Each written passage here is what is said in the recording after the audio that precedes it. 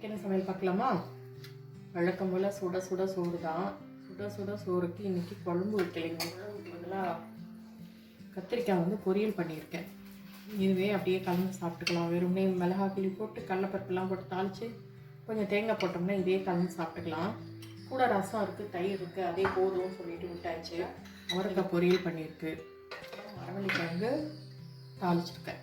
தயிர் சாதத்துக்கு ரசம் சாதத்துக்கெலாம் இது தொட்டுக்கலாம், இது நல்லாயிருக்கும். இது கூடவே வெள்ளரிக்காய் லெட்யூஸ் சேலட் இருக்குது. இவ்வளோதாங்க. இது கூட ரசம் இருக்குது, தயிர் இருக்குது, அவ்வளோதான் இன்றைக்கி சமையல்.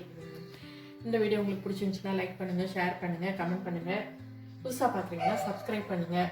தேங்க்ஸ் ஃபார் வாட்சிங். எல்லாருக்கும் போகி பண்டிகை வாழ்த்துக்கள். நாளைக்கு தான் பொங்கல். அட்வான்ஸ் பொங்கல் வாழ்த்துக்கள். பொங்கல் எல்லாரோட வாழ்க்கையிலையும் சந்தோஷமும் மகிழ்ச்சியும் நிரம்பி இருக்க இன்றைக்கே நான் அட்வான்ஸாக உங்களுக்கு எல்லாத்துக்கும் வாழ்த்து சொல்லிக்கிறேன். தேங்க்யூ.